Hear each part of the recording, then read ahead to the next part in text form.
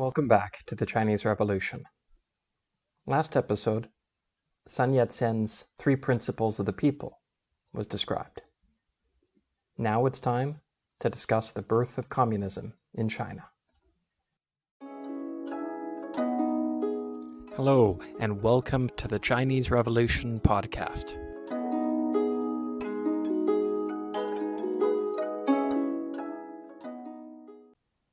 Mike Duncan released 99 episodes about the Russian Revolution in his Revolutions podcast series. If you're looking for a detailed and excellent look at the world's first successful communist revolution and government, then that is worth listening to. I will not tell the story of the Russian Revolution or its civil war here. But as the 1920s were starting in China, there was an important new regime to China's north.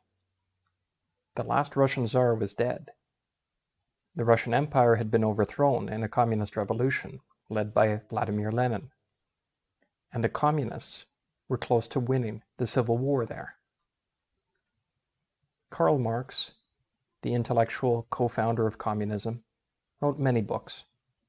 Among them, he predicted a world revolution led by industrial workers. The lower classes, he wrote, would rise up, overthrow the wealthy, and form a dictatorship to rule on behalf of those who had previously been oppressed. The October 1917 revolution had brought Bolshevik communists to power in Russia, and they consolidated power over the next few years. In March 1919, they founded the Communist International, or Comintern, to help encourage worldwide revolution. The communists in Russia wanted to sponsor revolutions in other countries to overthrow capitalism there too. Those new communist governments could then cooperate with Russia, soon to become the Soviet Union, as the leader. They also wanted to fight imperialism, which was then part of the dominant mainstream economic and political system. So the Comintern supported colonies that wanted to free their nations from the imperialists as a first step before a second communist takeover. Soviet sponsorship of revolution abroad will be a major theme going forward. I'll get into that even more in future episodes. What I'm saying now is that the founding of the Chinese Communist Party was a direct result of the Russian Revolution and the Bolshevik goal to export revolution around the world. It was the fact that there had been a successful Russian Revolution that attracted support for communism in China. The first Chinese to notice the Russian Revolution were students. 2 groups of Chinese students paid attention to communism, beginning around 1919. One group was made up of foreign students in France.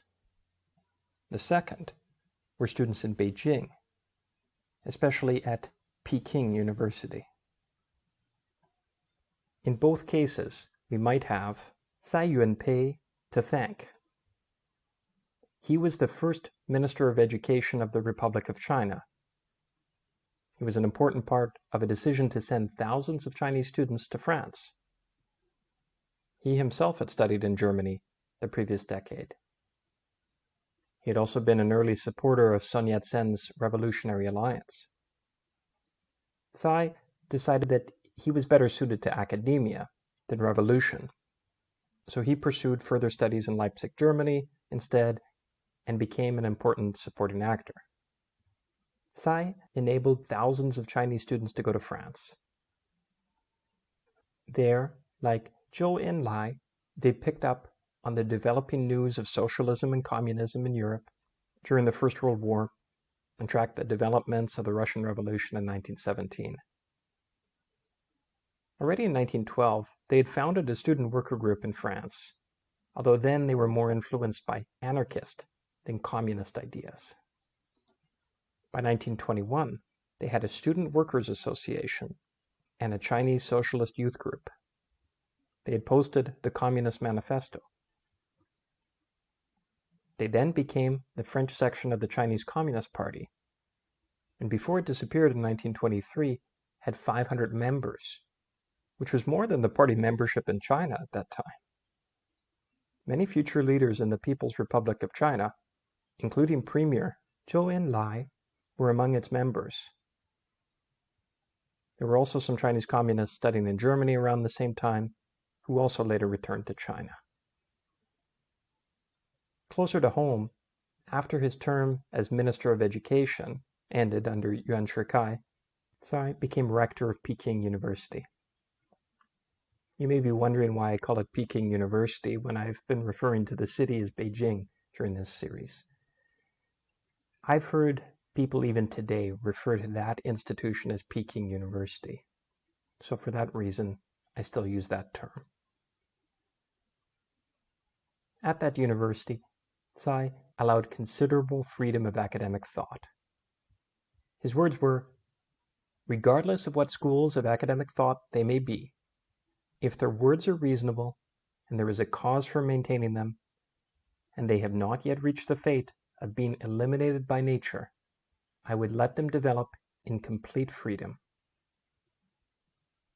During the May 4th movement, Cai resigned from the university in protest of the government's actions arresting students. He did return to his post in the fall. As I discussed in the episode on the May 4th movement, the government had to cave to pressure and release the students, and fired 3 pro-Japanese officials who were at the center of the protests in China. And its diplomats did not sign the Versailles Treaty. Cai was part of the New Culture movement and the May 4th movement, and his ideas for a new educational system were crucial to the spread of new and revolutionary thinking among Chinese students, and especially at Peking University. A Society for the Study of Socialism was founded there in 1919. A Society for the Study of Marxist Theory appeared in March 1920. It's not clear if it was an evolution of the first group or a separate one. Also, last episode I mentioned that Sun Yat-sen envisioned 5 branches of government. Well, Cai Yuanpei was the president of the Control Yuan, or Control Branch of the Republic of China, from 1928 to 1929 as well. In June 1920, the Secretary General of the Far Eastern Bureau of the Comintern, Grigory Voitinsky, arrived in Beijing, accompanied by a Chinese communist who had been educated in Russia. One of the Chinese people that Voitinsky met was Chen Duxiu. Chen was born in Anhui province. His father was a government official. Tien passed the first-level examination before studying naval science.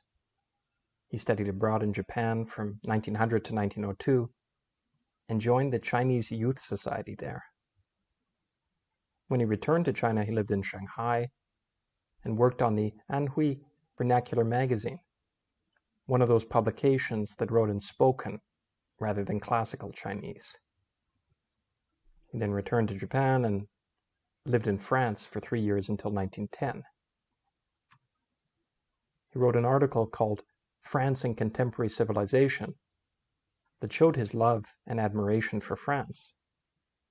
He said the world is in France's debt because of its contribution to political equality, stated in the Declaration of the Rights of Man, science, such as Lamarck's work on the theory of evolution, and socialism, which would prolong the political revolution and inspire greater justice, he believed. After the 1911 revolution, Tien was appointed Commissar of Education in Anhui province, but left his post after Yuan Shikai increased his control. Chen spent 1913 to 1915 in Japan and then lived in the French concession in Shanghai. He founded a review called New Youth, and in the first issue, he implored Chinese youth to be a force for change. He said that presently, out of 10 young men, 9 are old in their mentality. He encouraged them to be independent, not servile, be men of progress, not bound by routine. Be brave, not fearful. Be internationalist, not isolationist. Be practical, not formalistic. And be scientific, not imaginative. He also stressed both the importance of science and democracy. For instance, he once wrote, "If the Europe of today is ahead of other peoples, it is because scientific development is no less important there than the theory of the rights of man."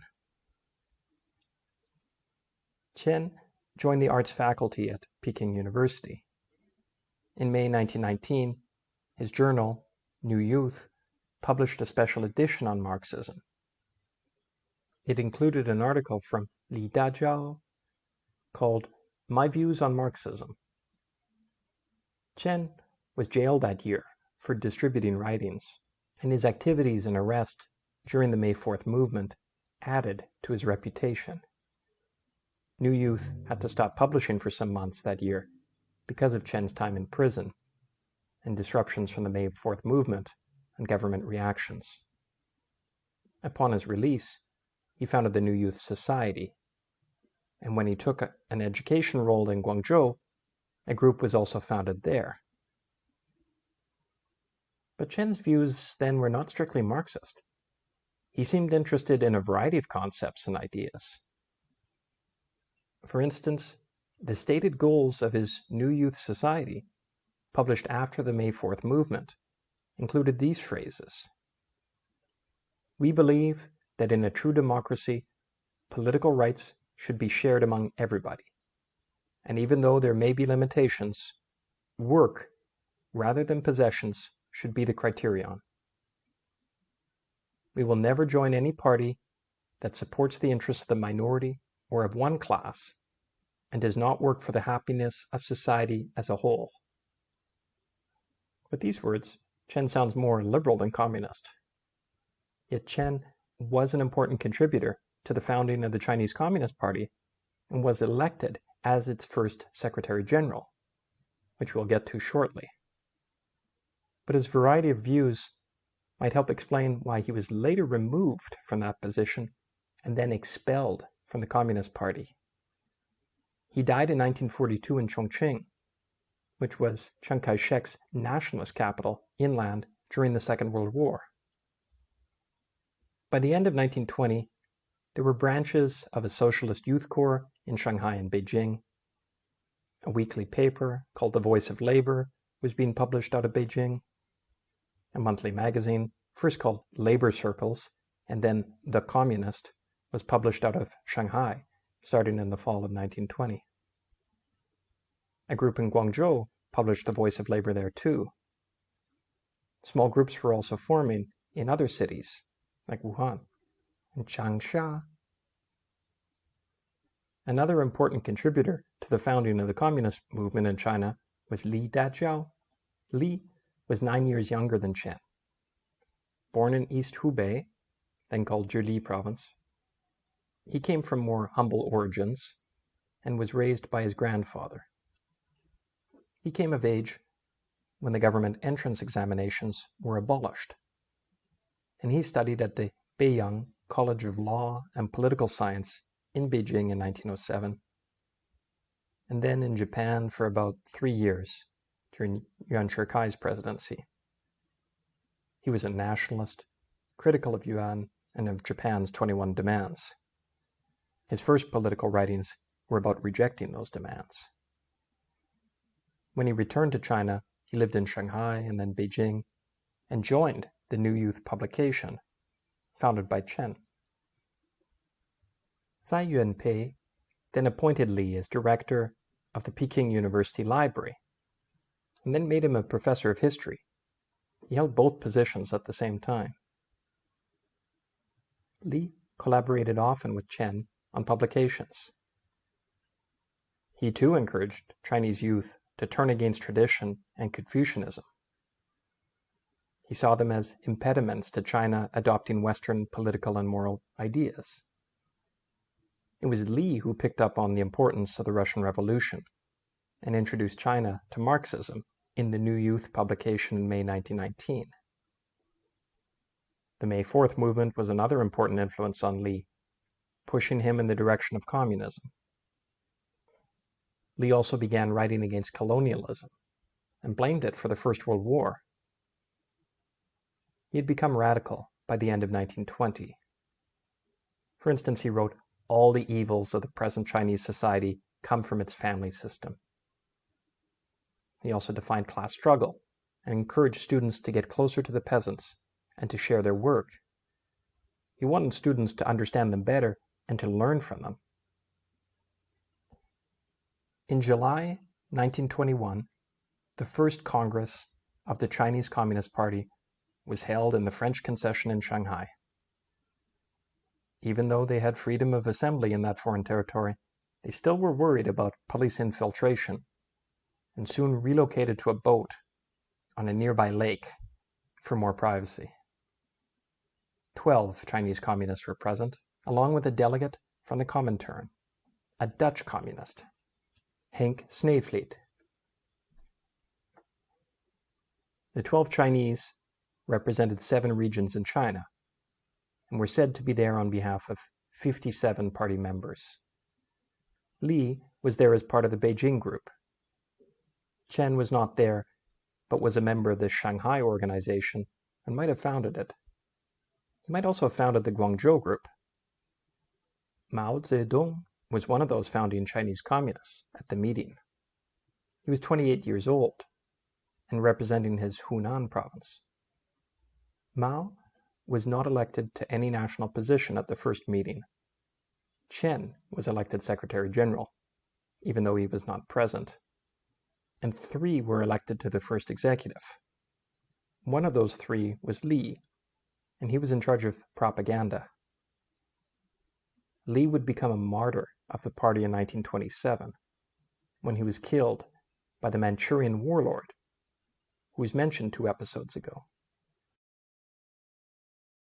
There's more to say, but I'm trying to keep episode lengths within the range preferred by those who have filled out the survey. So I'll return to the early days of the Chinese Communist Party soon. Thanks for listening to this episode of the Chinese Revolution. A listener completed the survey recently and requested more context episodes. Next episode will be such an episode. Please join us for that. And please complete the short questionnaire if you can. It doesn't take much time. I do appreciate your advice. Thank you.